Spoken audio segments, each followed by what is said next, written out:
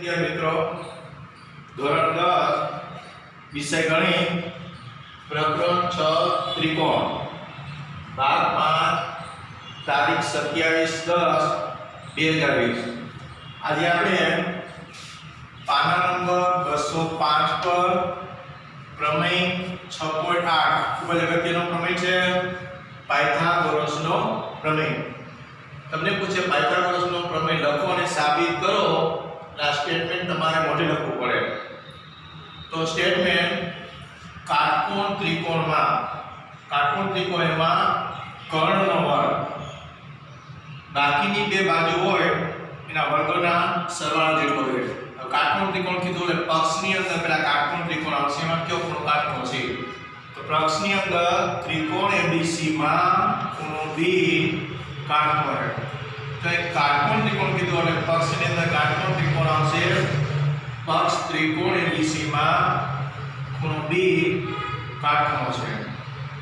કર્ણનો વર્ગ આની અંદર B ખૂણો કાટકોણ છે એટલે કર્ણ 80 થાય। તો કર્ણનો વર્ગ એટલે AC² બરાબર બાકીની બે બાજુઓ AB અને BC બાકીની બે બાજુના વર્ગના સરવાળા બરાબર AB² BC²। સાધ્ય આવશે AC² બરાબર AB² BC²। પેલા મોટી આકૃતિ ત્રિકોણ ABC માં B ખૂણો કાટકોણ દોરી નાખો। પછી સાબિતીની અંદર BD લંબ AC અને B થી AC ઉપર લંબ દોરો, BD લંબ AC દોરો। જ્યાં આ D બિંદુ છે એ AC પર આવેલ બિંદુ હોય। હવે પ્રમેય 6.7 મુજબ આપણે પ્રમેય 6.7 લઈ લીધો છે। પ્રમેય 6.7 મુજબ આની અંદર બે ત્રિકોણો એક એનું બાળક એટલે ADB એને સમરૂપ એની માં એટલે આ મોટો ત્રિકોણ ABC આ ખાસ ધ્યાન રાખજો।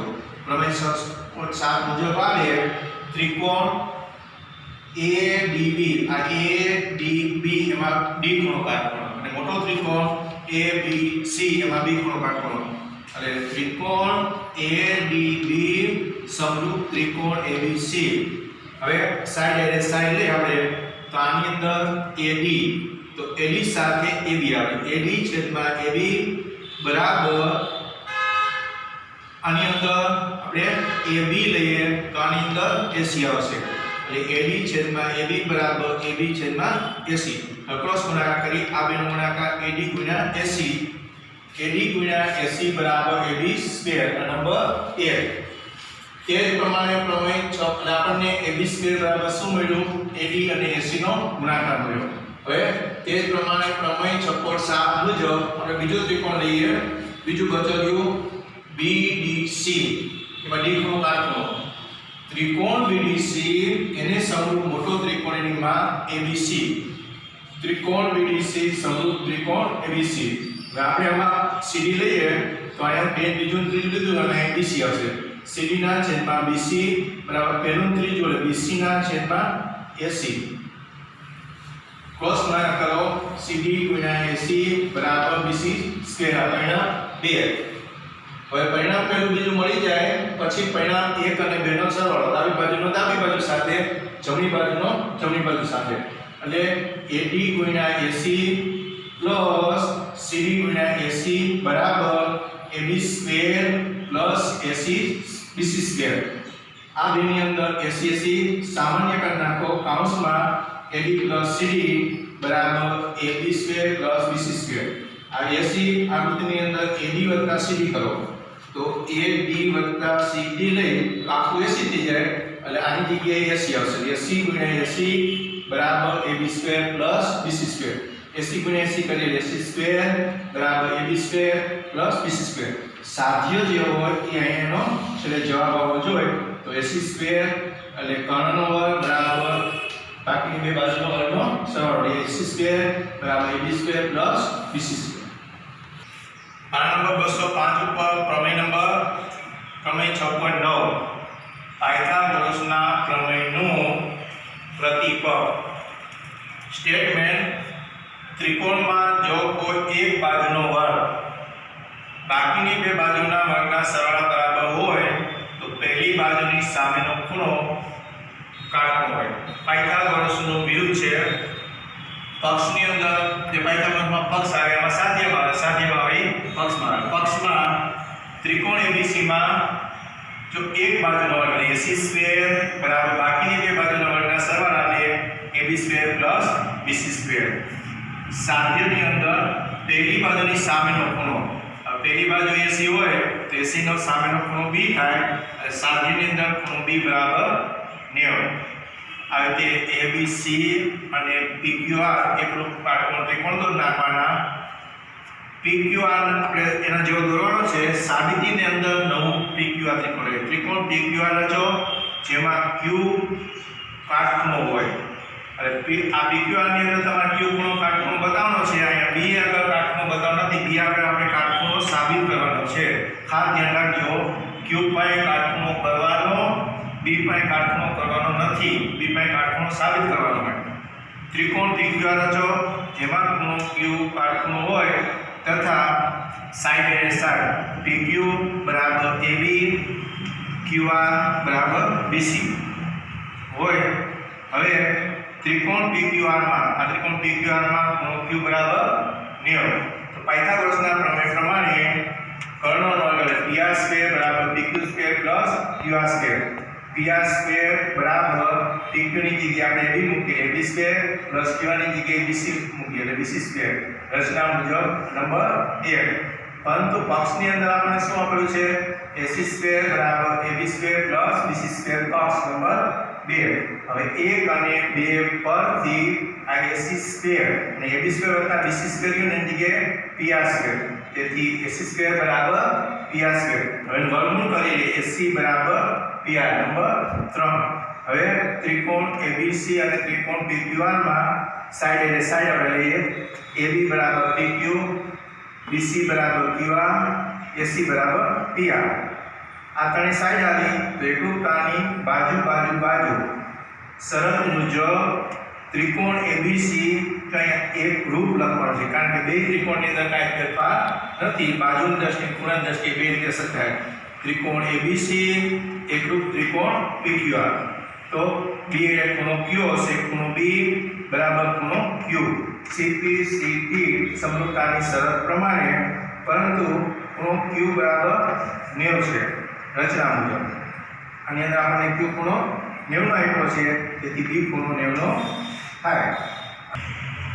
પાના નંબર 184 પરના ઉદાહરણ પહેલું, બીજું અને ત્રીજું. એમાં આપણે પહેલું ઉદાહરણ લઈએ. પ્રશ્ન પહેલો, આપેલ આકૃતિ તમને આકૃતિ આપવામાં આવી છે. એમાં D સમાંતર BC, આ D સમાંતર BC છે.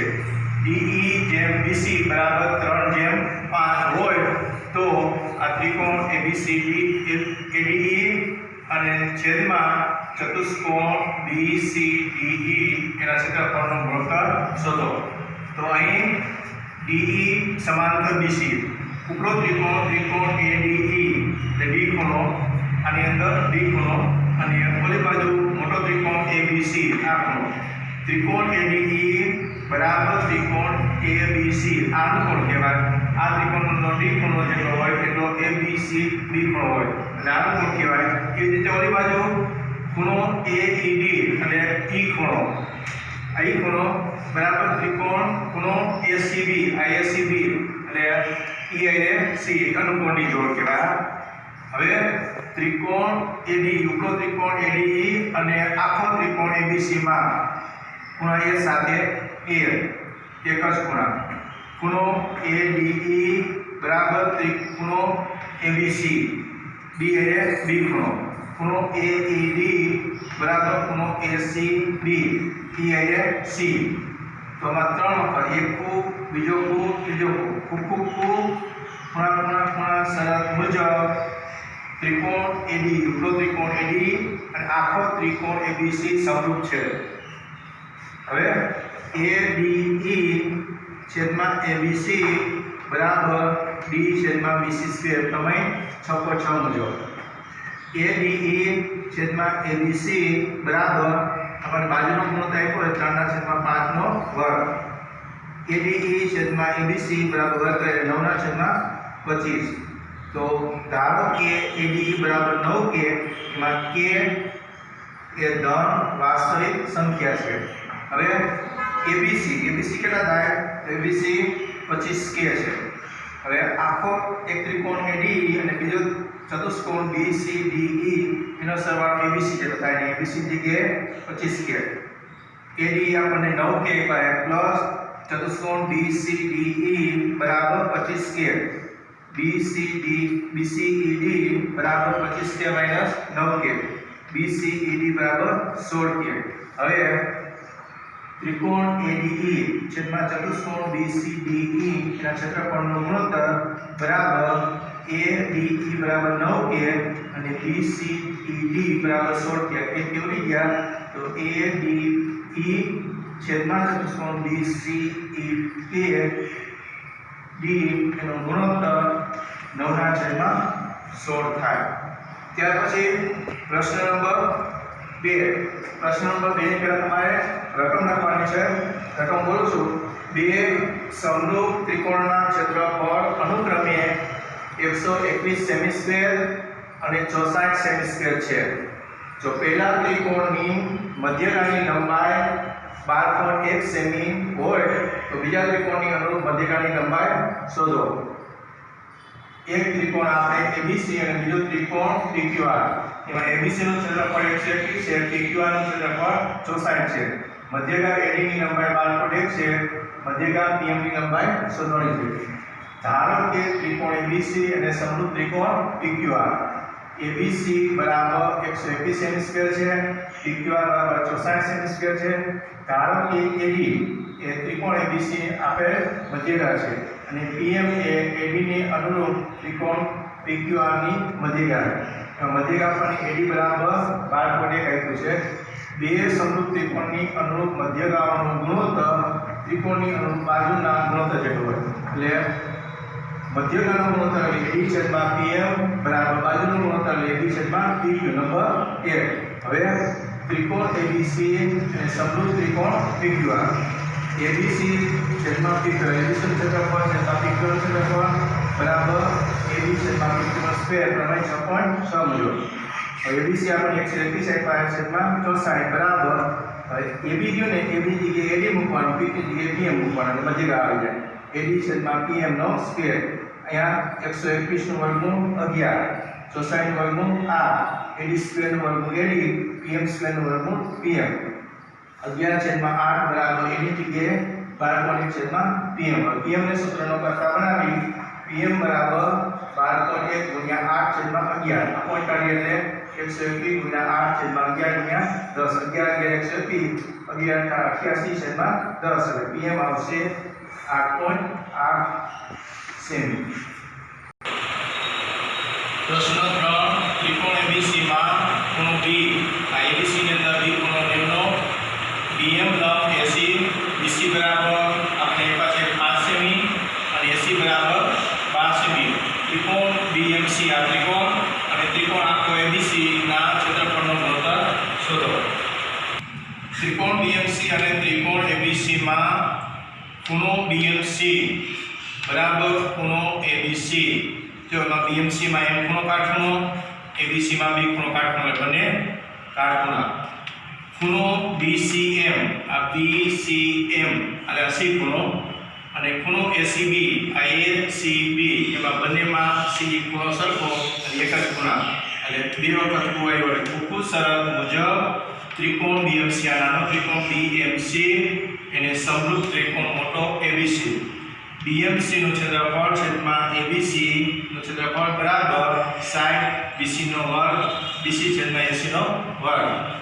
BMC છેદમાં ABC બરાબર BC એટલે 5 છેદમાં 12 નો વર્ગ, BMC છેદમાં ABC બરાબર 5 નો વર્ગ 25 છેદમાં 144। એટલે આ બે ત્રિકોણના ક્ષેત્રફળનો ગુણોત્તર 25/144 થયો। હવે પાના નંબર 186 પર પ્રશ્ન નંબર 11 એક નિસરણી દિવાલ સાથે અડેલીને એવી રીતે ગોઠવેલી છે કે જેથી તેનો નીચેનો છેડો દિવાલથી 1.5 મીટર દૂર રહે અને તેનો ઉપરનો છેડો જમીનથી 6 મીટર।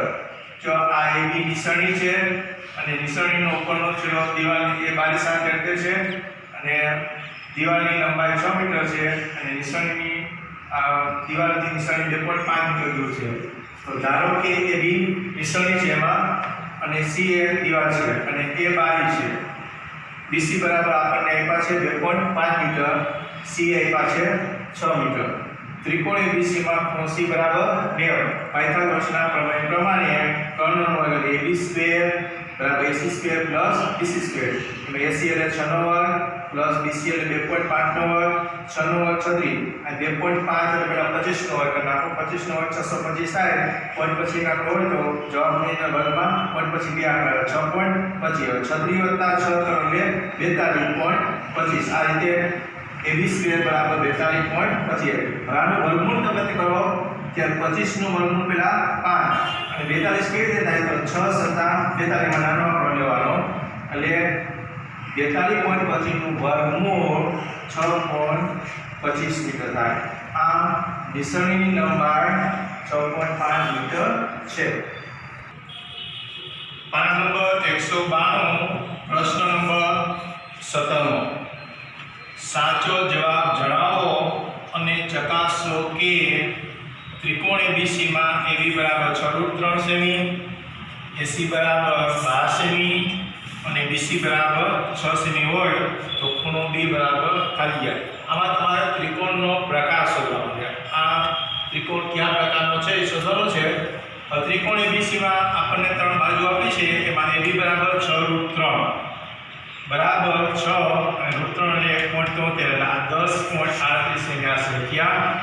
AC બરાબર 12 સેમી અને BC બરાબર 6 સેમી. હવે ત્રણેય બાજુ છે એમાં સૌથી મોટી બાજુ AC છે. આપણે સૌથી મોટી બાજુનો પહેલા વર્ગ લેવાનો. અહીં AC એ સૌથી મોટી બાજુ છે. હવે AC સ્ક્વેર બરાબર 12 નો વર્ગ બરાબર 144. બાકીની બે બાજુ AB સ્ક્વેર બરાબર 6√3 નો વર્ગ એટલે આ 6 નો વર્ગ 36 થાય, √3 નો વર્ગ 3 થાય, 36 ગુણ્યા 3 108. BC સ્ક્વેર બરાબર 6 નો વર્ગ બરાબર 36. આ બેનો 108 વત્તા 36 કરી 144 થઈ જાય. આ 12 નો વર્ગ બરાબર 6√3 નો વર્ગ પ્લસ 6 નો વર્ગ. તેથી AC સ્ક્વેર બરાબર AB square plus ABC square. આથી પાયથાગોરસના પ્રમેયના પ્રતીક અનુસાર ત્રિકોણ ABC કાટખૂણ ત્રિકોણ છે. કારણ કે એક બાજુનો વર્ગ બાકીના બે બાજુનો વર્ગ સરવાળા બરાબર થઈ જાય છે એટલે કાટખૂણ ત્રિકોણ છે. જેમાં એકલું હોય AC મોટો હોય AC કર્ણ છે અને તેની સામેની બાજુ હોય AC કર્ણ છે. સામેની બાજુ ખૂણો કયો આવે? B ખૂણો. B ખૂણો કાટખૂણો છે. આમ ખૂણો B બરાબર 90 થાય. આથી સાચો વિકલ્પ C 90 છે.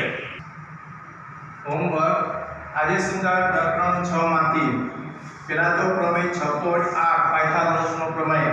આ એક બી પ્રશ્ન છે 6.8. પછી પાયથાગોરસનો પ્રમેય 6.9. આ બે પ્રમેય. પેજ નંબર 184 પરના ઉદાહરણોમાં પ્રશ્ન પહેલો, બીજો, ત્રીજો.